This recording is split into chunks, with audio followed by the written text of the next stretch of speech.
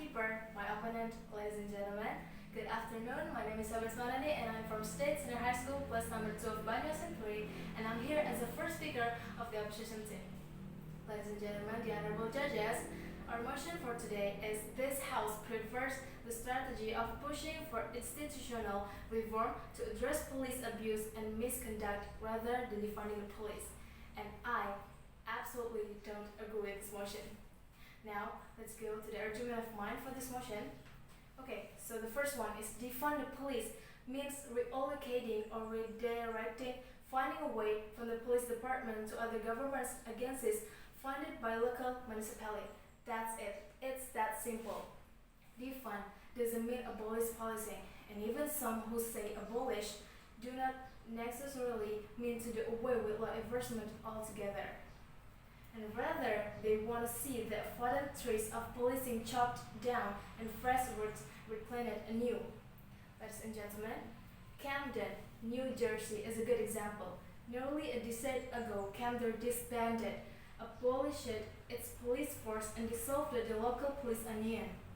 This approach seemed to be what mind police will do in some form, thought the nuances are important. Okay, so the honorable judges, ladies and gentlemen, an author named Alex Spiro discussed the importance of cutting police budgets in a book entitled The End of the Policing.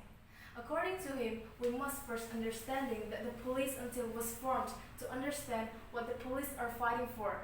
Even if done, the police function as a means of violence and social control for a country. The police will always be seen as troubled for problematic against, ladies and gentlemen.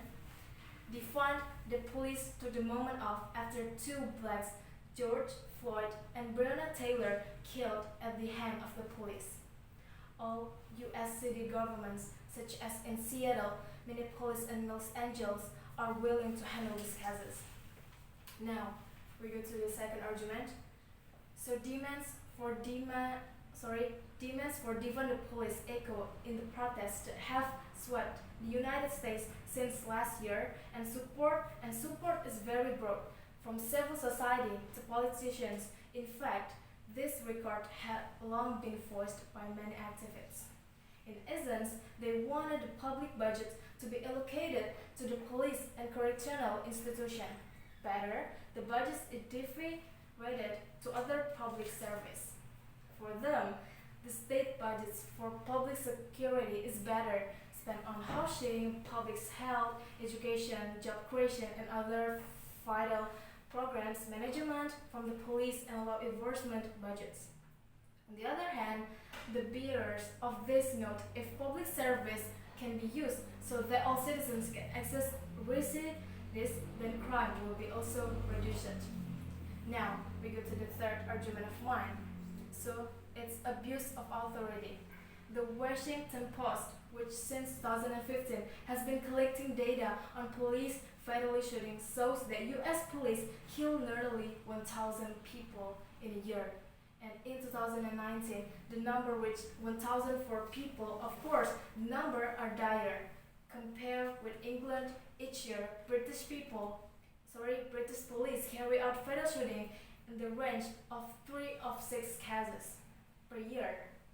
And ironically, based on data cited from the Treatment Advocacy Center, 1 in 4 people killed by the police experience severe mental illness. Even more ironically, the poor and minority groups such as ethno and Hispanic are the most vulnerable to becoming a victim of police violence. Now, it's the third argument of mine. So if the police were abolished, it's the fourth argument of mine, which is the last argument of mine. So if the police were abolished, would crime increase? The campaigners believe that if more budgets goes to social improvement and improving the quality of life, then crime will decrease. They thought, based on data in 2016, a report from the White House when it was Obama era Economic Advisory Council showed that wage increase would reduce crime 3 to 5%. Okay, then a 10% increase in wage for uneducated people would reduce crime by 10 until 20%. However, according to Institute Therapy for Drug Addicts, intervention for families at risk, credit-free education programs through schools are cheaper than imprisonment. In essence, for this situation, preventions in the upstream area with the right approach can be more effective and economical than the downstream approach in the form of law enforcement and imprisonment.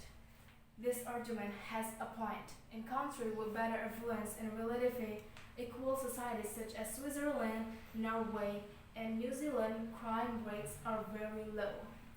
Now, we go to the last argument of mine. So it's many arguments say that defund the police doesn't mean deleting the police but reorganizing. It's just that.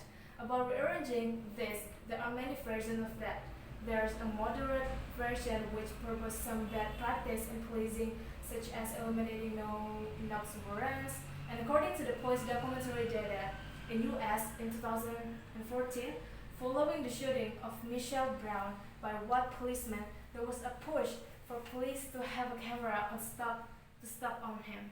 That way, all activities will be monitored. And you know what? In fact, this kind of system did not succeed.